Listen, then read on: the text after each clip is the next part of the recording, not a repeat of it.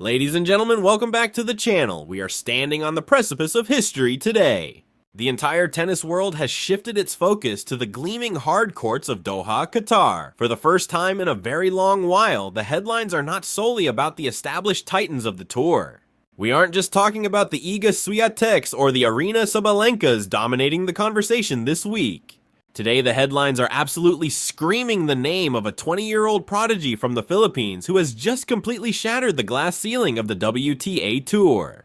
We are, of course, talking about the rising star Alexandra Eala. The updates flying out of the Middle East right now are nothing short of electrifying, leaving the entire region of Qatar in a state of absolute shock. The official draw is out, the brackets are locked in, and the narrative has instantly evolved from a simple tournament entry into a potential Cinderella story of legendary proportions. We have some major breaking news for you right here, right now. Alexandra has officially punched her ticket into the main draw of the Qatar TotalEnergies Open, a massive WTA 1000 event, but that is far from the whole story.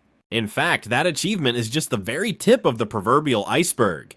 The real story, the one sending tremors through the tennis community and whipping Filipino fans in Doha into a frenzy, is how she got here and the terrifyingly thrilling path that lies ahead. We are staring at a tournament bracket that features not just one, but two Grand Slam finalists lurking dangerously in her immediate vicinity. This is truly a baptism by fire. It is the precise moment where raw potential crashes headfirst into the brutal reality of the professional tour.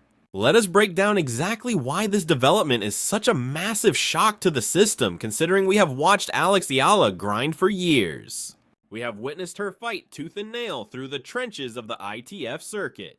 We have watched her battle in the grueling qualifiers of Miami and Madrid, scraping for every single ranking point, begging for wildcards and hoping for a mere chance to step onto the same court as the world's best. We have observed the grit, the heartbreak, the tears, and that slow, agonizingly steady climb up the ladder. However, today marks a complete shift in that narrative. Today, for the first time in her blossoming career, Alex steps into a WTA 1000 event not as a charity case or a lucky wildcard recipient, but entirely on her own merit. This shockwave reverberating through Doha stems from her stunning performance in Abu Dhabi just days ago, propelling her to a career-high ranking of world number 38, coupled with a sudden wave of withdrawals. Eala has completely bypassed the exhausting preliminary qualifying rounds. She has arrived in the big leagues, landing directly in the main draw. Yet the tennis gods and their infinite mix of wisdom and cruelty have dropped her into one of the most stacked and dangerous sections of the entire bracket. The headlines write themselves: two Grand Slam finalists are on a collision course. This refers to the absolute gauntlet surrounding Eala's debut. While she starts against a qualifier, do not be fooled, that match is a trap in its own right. Waiting in the wings for the second round is a potential nightmare scenario against Karolina Muchova, the 2023 French Open finalist and arguably one of the craftiest players on earth. And assuming she manages to survive that test, the challenge only intensifies. Danielle Collins, the fiery American and former Australian Open finalist, could be waiting for her, meaning there is absolutely no soft landing here. This is not a polite handshake welcoming her to the tour. It is a full-on collision course with the absolute royalty of women's tennis. Reports from Doha suggest the atmosphere is reaching a fever pitch, and you have to understand the unique demographics at play here. The Filipino expatriate community in the Middle East is enormous, incredibly passionate, and starving for a sporting icon to rally behind. When Eala walks onto that court this Sunday, it will not feel like a neutral venue. It is going to feel like a rowdy home game in downtown Manila. The shock isn't merely about the sport, it is about the sudden realization that this tennis tournament has inadvertently become the hub of a national movement. We saw the preview in Abu Dhabi, the flags, the chants, and the energy that rivaled a chaotic Davis Cup tie. Now take that energy and multiply it by the prestige of a WTA 1000, the second highest tier of competition on the planet, sitting just below the majors. We are watching the perfect convergence of hard-earned preparation and sudden opportunity. Eala's recent showing, specifically that miraculous comeback against Alexandra Sasnovich, where she clawed her way back from a set down, proves she has the mental steel for the big stage. However, a Masters 1000 event is an entirely different beast to tame. The ranking points are massive, the prize money is life-changing, and the margin for error is effectively zero, so why is everyone so surprised? Because nobody predicted this specific chain of events. The withdrawals of Jessica Pegula and Madison Keys happened in the blink of an eye. Aryna Sabalenka's decision to opt out was a total curveball, creating a vacuum in the draw that Eala, perfectly positioned with her new ranking, slid right into. It is the specific brand of luck that you only get when you have earned it. It feels like destiny written in the stars. But let's be honest, the shock also stems from the daunting reality of her opposition. To be surrounded by Grand Slam finalists as a debutante is the ultimate test. It is a trial by combat in every sense. Consider this your wake-up call. If you thought the tennis excitement ended with the Australian Open, you were sorely mistaken. The Middle East swing of the 2026 season has just handed us its most electrifying narrative yet. We are looking at a 20-year-old rising phenomenon carrying the hopes of an entire archipelago on her shoulders, securing a historic direct entry into a draw that looks like it was designed by a sadist. Can she survive this gauntlet? Is she poised to send shockwaves through the tennis world once more? Or will the sheer weight of experience possessed by the Grand Slam veterans prove to be an insurmountable wall? Fasten your seatbelts, tennis fans. We are about to undertake a forensic deep dive into every conceivable angle of this developing story. We are going to crunch the numbers and analyze the mathematics behind her meteoric rise in the rankings. We are going to surgically dissect the tactical game styles of the heavy hitters standing in her path. We will also examine the history of Filipino tennis to fully grasp the monumental weight of this specific moment in time. And most importantly, we are going to confront the elephant in the room. Is Alex Eala truly ready to stand toe-to-toe with the elite and become a legitimate contender at the WTA 1000 level? The stage has been set in Doha, the competitors are primed for battle, the entire globe is tuning in. So let us get straight into the analysis. I have the headlines and the critical segments lined up for you right now. I am going to construct a comprehensive broadcast quality breakdown of the situation. Let us begin our deep dive analysis immediately. We must commence by peeling back the layers of exactly what transpired in Abu Dhabi, because if you do not understand the context of the last 72 hours, you are missing the bigger picture. You simply cannot appreciate the sheer magnitude of what is about to unfold in Qatar without that backstory. We need to have a serious conversation about momentum. In the world of professional tennis, momentum is a tangible, tradable currency. It is arguably more valuable than the prize money checks and carries more weight than the million-dollar endorsement deals. Momentum is that microscopic difference between a ball clipping the tape and falling back on your side, or clipping the tape and dribbling over for a match-winning point. Alexandra Eala arrives in Doha possessing a level of momentum that is quite frankly terrifying for any opponent unlucky enough to see her name next to theirs on the order of play. Let us hit the rewind button and look back at the Abu Dhabi Open, a WTA 500 event. This was supposed to be the precursor, the mere warm-up act for the big show, but for Eala, it transformed into a career-defining battlefield. She walked into that tournament with a chip on her shoulder, looking to prove her ranking was no accident. She walked out having cemented her reputation as a gladiator of the highest order.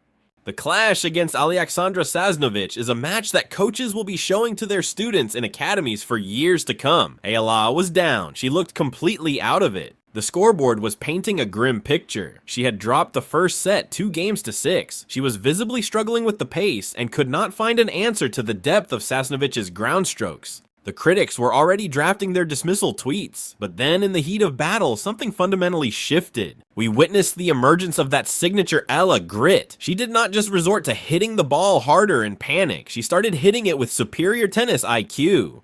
She began utilizing that lefty spin, exploiting that wicked southpaw advantage to carve open the court angles. She clawed her way back to snatch the second set 6-4. And then came the decider, a tiebreak victory in the third set, winning 7 points to 6 after a marathon lasting nearly 3 hours. That match was not just a win, it was a catalyst. It was the spark that lit the fire. Although she eventually bowed out in the quarterfinals to a Karolina Alexandrova, a player currently operating at a top 10 level, the damage had been done in the best possible way. The ranking points she accrued from that spectacular quarterfinal run have propelled her live ranking up to number 38 in the world. Number 38, I need you to let that figure truly sink in for a moment. For a competitor hailing from the Philippines, a nation with a vibrant sporting culture but a historically quiet record in top-tier singles tennis, this is monumental. Number 38 is stratospheric. That is rarefied air, and it is precisely this number, this magical integer, that has unlocked the gates to Qatar. Now let us pivot to the mechanics of this shocking development, her entry into the Qatar TotalEnergies Open. Under normal circumstances, a player ranked 38th would be on the bubble for a seated position or sitting comfortably in the main draw of a standard event, but at a WTA 1000, these are essentially mini Grand Slams. The playing fields are incredibly dense with talent. The cutoff line for direct entry is often brutal and unforgiving. However, the shock headline refers to a perfect storm of circumstances that broke in her favor. First, we have the withdrawals. We have received confirmed reports that world number 1 Aryna Sabalenka has opted out of the tournament. We also know that the American powerhouses Madison Keys and Jessica Pegula have withdrawn their names. These are heavy hitters in every sense of the word.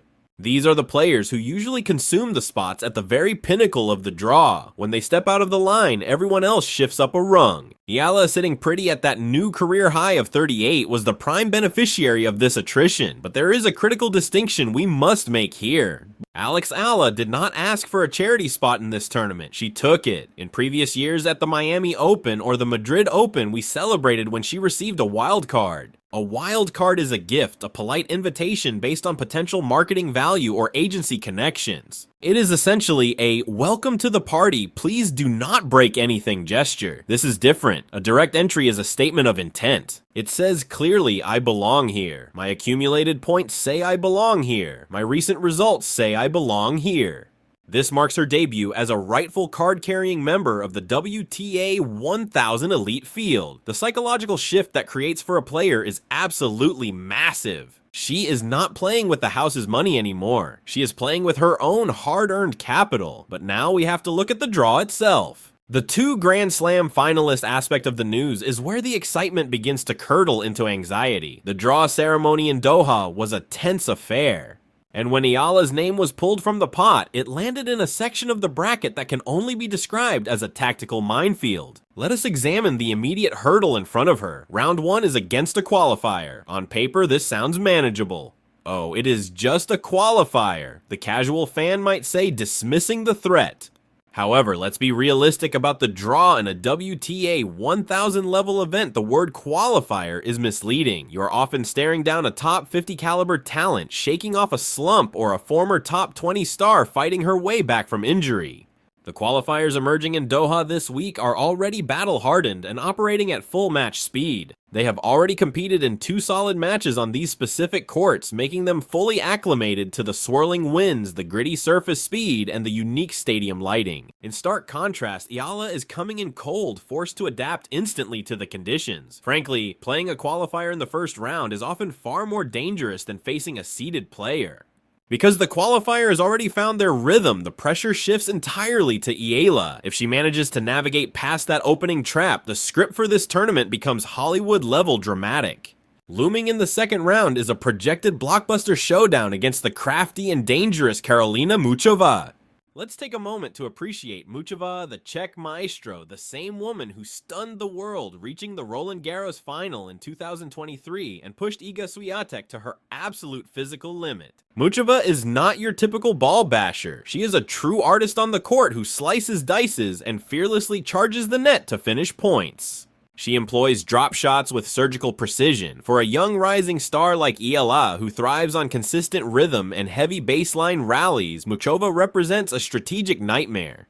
She exists to disrupt rhythm-forcing opponents into uncomfortable positions and making them hit shots they desperately want to avoid. This potential round 2 clash would serve as the ultimate litmus test for Eala's tennis IQ. Can she solve the complex puzzle that is Muchova? It is the classic battle of lefty power versus all-court versatility. And if we look even further ahead in this brutal bracket, we spot Danielle Collins, the American firebrand and 2022 Australian Open finalist. Collins is the complete antithesis of Muchova. She attacks the ball with ferocious flat power that can take the racket out of your hand. She screams, she fights for every inch, and she turns every single tennis match into an absolute street brawl.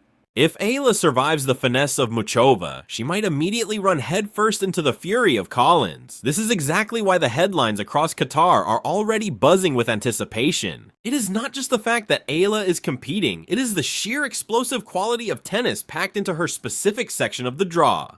Honestly, the tournament organizers could not have scripted a more compelling narrative for the fans, even if they tried. You have the rising Asian superstar and Filipino icon thrown directly into the ring with the established European and American giants of the modern game. We also need to discuss the specific variables of the venue. The Khalifa International Tennis and Squash Complex in Doha is a unique beast. While these are hard courts, they can play surprisingly slow and gritty, especially during the evening sessions when the desert humidity settles in.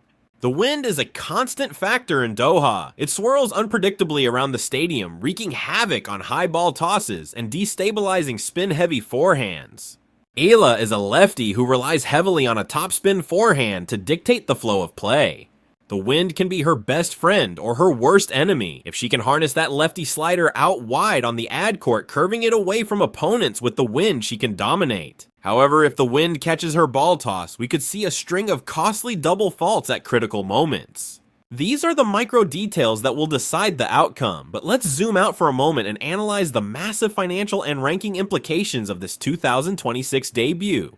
This is the business side of the sport that fans often overlook, but it is the actual engine that drives a professional career.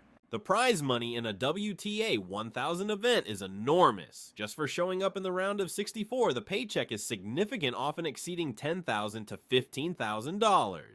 But a single victory in the main draw of a 1000 level event is worth tens of thousands of dollars in earnings. More importantly, it secures 35 to 65 ranking points depending on the specific round reached, which is gold dust for a rising player. For Eala, every single point matters right now. She is defending points from previous years, but she is also in a prime position to make a net gain. She has 0 points to defend from Qatar last year because she did not play the event in 2025. This is what we call pure profit in the rankings game. Every match she wins here in Doha is a direct addition to her total score. If she wins 2 matches, she pushes toward the top 30. The top 30 is the holy grail that is seeding territory for the Grand Slams. If Alexandra Eala can leave Doha with a top 32 ranking, she enters the French Open and Wimbledon as a seeded player. That means she avoids the likes of Swiatek and Sabalenka until at least the 3rd round. That is exactly how you build a deep Grand Slam run. It starts right here. It all starts in Doha. The pressure, however, cannot be understated. We have to talk about the Filipino effect. Wherever Alexandra Eala goes, the crowd follows. In Abu Dhabi, reports confirmed that the stadium was packed with 70% Filipino fans. The chanting, the waving flags, the noise, it was absolutely electric. In Doha, the Filipino expatriate community is even larger. This is a classic double-edged sword. On one hand, the support is incredible. It lifts you up when you're down and energizes you. It can intimidate the opponent, but on the other hand, the weight of expectation is incredibly heavy. Every unforced error draws a collective pained gasp from the stands. Every missed breakpoint feels like a national tragedy. Eala is learning to carry this massive weight on her shoulders. She is maturing right before our eyes. She is no longer just a tennis player, she has become a genuine national ambassador. We also need to contextualize this moment against the broader history of Asian tennis. We witnessed the rise of Li Na from China, who broke barriers. We saw Naomi Osaka from Japan dominate the world stage. Now the Southeast Asian region is desperately looking for its next champion. Thailand had the legendary Tamarine Tana Sugurn. Indonesia has had its stars in doubles, but the Philippines has been waiting for a singles superstar. Alexandra Eala is stepping up to answer the call, and folks, this is huge. Her main draw debut at a WTA 1000 event marks a monumental breakthrough for Southeast Asian tennis history. We need to circle back to that headline featuring 2 Grand Slam finalists. Why is that specific phrasing so critical to understanding the stakes here? It perfectly illustrates the insane depth of the WTA tour right now. There are simply no easy paths and 0 soft draws anymore. Back in the height of the Serena Williams era, the early rounds often felt routine, but in 2026, the world number 50 can take down the world number 5 on any given Tuesday. The reality that Grand Slam finalists like Karolina Muchova or Danielle Collins are floating unseeded in the draw, ready to clash with a newcomer like Eala, proves just how brutal the competition has become. Make no mistake, Alex isn't stepping into some developmental league to find her footing. She is diving headfirst into a shark tank. I want to take a minute to technically break down Eala's game based on her recent Abu Dhabi run and see how it stacks up against this fierce field in Doha. Her forehand has always been her absolute sledgehammer, the weapon she builds her game around. That lefty whip is heavy, and on the gritty Doha hard courts, it's going to bite and bounce high, kicking up right above her opponent's shoulders. That specific bounce is going to be a crucial tactical advantage against a player like Muchova, who loves to employ the slice. If Eala can keep that ball heavy and pinned high to the Muchova backhand, she can effectively neutralize that slice, and we have to mention that her own backhand has leveled up significantly. It used to be just a holding shot to stay in the point, but now she is flattening it out and driving it down the line exactly like we saw her do against Sasnovich. She was stepping inside the baseline and absolutely cracking backhand winners, and she will need every ounce of that aggression here, though the serve remains the big question mark. Standing at 5'9", she isn't the tallest towering presence on tour, so she has to rely on precision placement rather than raw, overwhelming speed. Against aggressive returners like Collins, who love to camp out on the baseline and feast on second serves, Eala's first serve percentage has to remain sky high. If she drops below 60% on first serve, she is going to be in a world of trouble. Honestly, the real shock would be if she manages to hold serve comfortably against these elite returners. Furthermore, we have to factor in her coaching pedigree and the team behind her, considering the Rafa Nadal Academy has been her training base for years. They instill a very specific brand of tennis there. It is about intensity, physicality, and a refusal to ever give up, and you can clearly see Nadal's DNA imprinted on her game.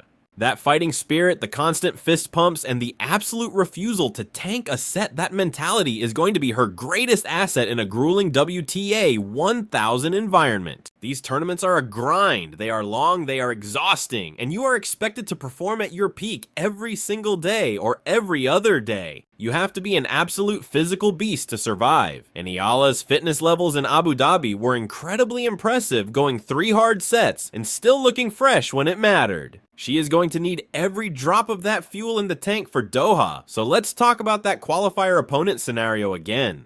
We don't have a specific name locked in yet, as the qualifying rounds are wrapping up right now, but the psychology of facing a qualifier is always fascinating. Qualifiers possess a unique match toughness because they have already survived the Hunger Games of the qualifying draw, so they are sharp and ready while Eala has had a few days of practice rest. Sometimes rest can turn into rust, and the first 20 minutes of her opening round match are going to be absolutely critical to her survival. She needs a fast start and cannot afford to stumble out of the blocks like she did against Sasnovich, because a qualifier with momentum, or certainly someone like Muchova, won't let her back into the match.